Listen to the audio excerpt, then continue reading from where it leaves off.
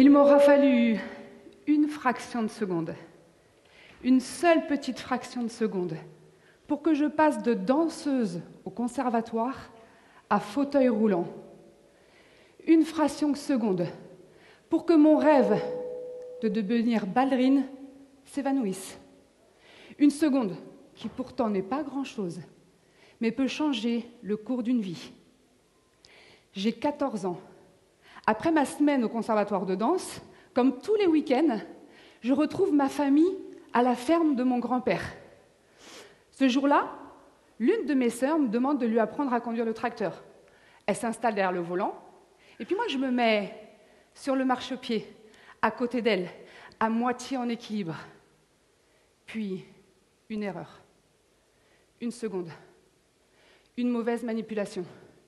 Le tracteur s'emballe, fonce et termine violemment sa course dans la grange.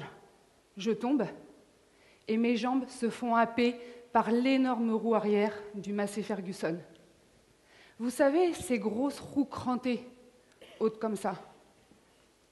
La douleur est horrible, violente, insupportable. Je hurle, je rampe tant bien que mal jusqu'au chemin, et je me raccroche au plus profond de moi à ce que je sais faire de mieux, rester positive. Arrivée à l'hôpital, le verdict tombe. Je suis une miraculée.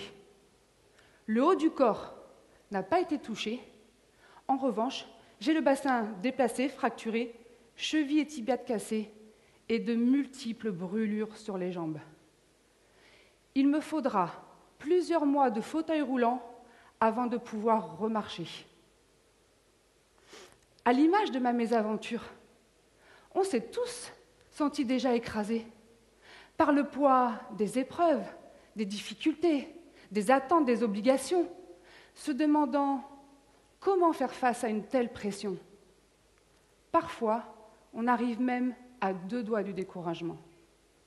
Il m'aura fallu une seconde pour comprendre que la danse, c'était fini.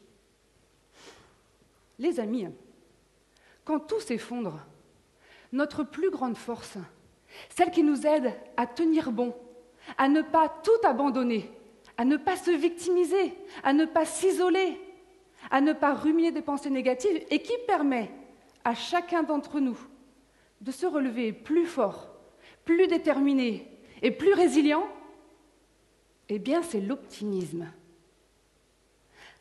Alors quand tout s'effondre, il faut parfois tout réinventer. Et là, c'est la vie qui venait de m'offrir cette opportunité. Comme je ne pouvais plus danser, j'ai choisi de troquer mes pointes de danse pour un kimono de karaté. J'ai toujours aimé les grands écarts. Je me passionne pour cet art martial, dans lequel je retrouve des valeurs qui me sont chères et puis que je connais bien en tant qu'ancienne danseuse. Rigueur, discipline, respect des consignes, concentration, persévérance, stabilité, posture droite et engagée. Je rêve de médailles. Pour y arriver, je m'entraîne jusqu'à 17 heures par semaine. Ouais, 17 heures. Je suis passée de la ceinture blanche à la ceinture marron en 2 ans au lieu de 6. Ben oui, parce que quand on bosse 8 fois plus que les autres, on va aussi 8 fois plus vite. J'avais compris que si je voulais des résultats au-dessus de la norme, eh bien c'est que je devais bosser plus que la norme. Au bout de 2 ans, j'arrive enfin dans mon premier championnat de Bretagne en combat. Mon tour arrive, j'enchaîne les combats, je les gagne tous. J'arrive en finale, gonflée à bloc de confiance. Bon, un peu trop. Je suis à 2 doigts d'être championne dans Bretagne quand à la fin du combat, le juge attribue la victoire à mon adversaire. Mais moi, je n'accepte pas d'avoir perdu. Quand la fille fait demi-tour pour quitter le tatami, je la poursuis, je la retourne et je lui en colle une. Autant vous le dire, la sentence est immédiate. Je suis disqualifiée pour non-esprit des arts martiaux. J'avais perdu le contrôle de moi-même. Alors on peut tout perdre quand on perd le contrôle de soi.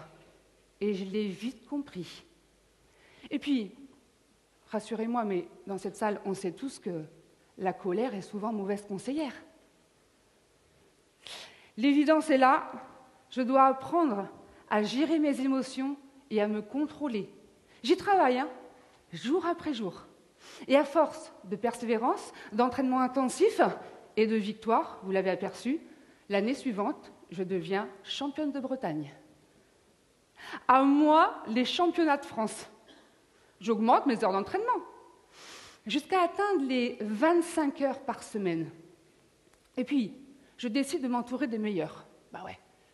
Et les meilleurs, à ce moment-là, c'est les frères Fécac et Michael Milon. Tous champions du monde.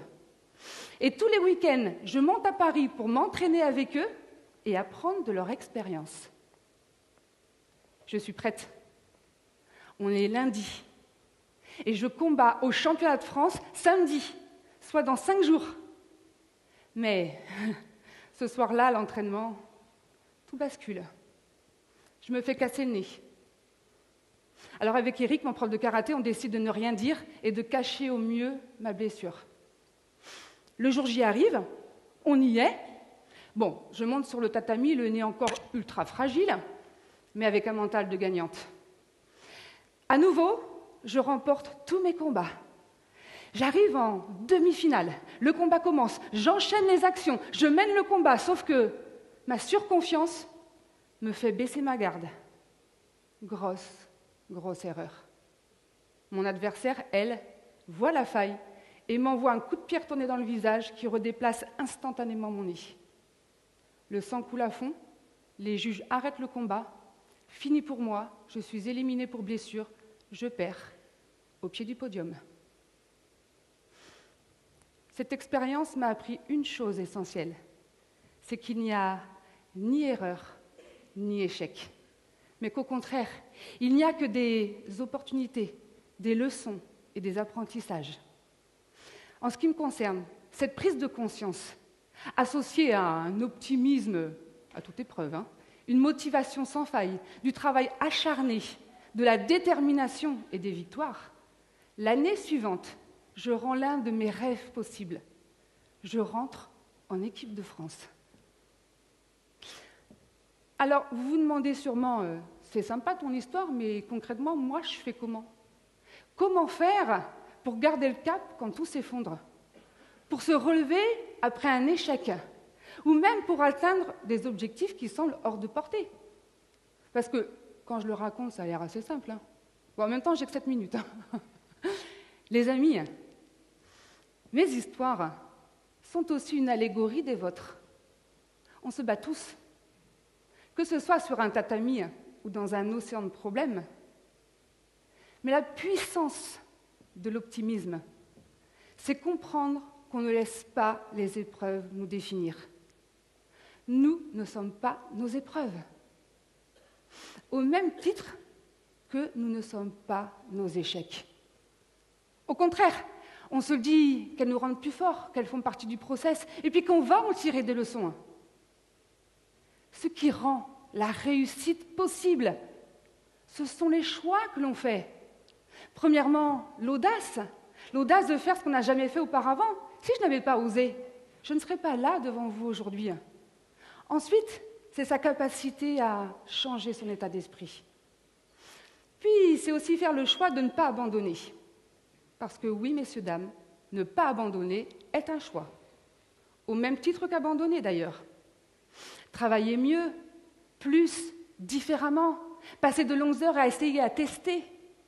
Personne ne réussit dans le fond de son canapé. Et puis, un optimisme.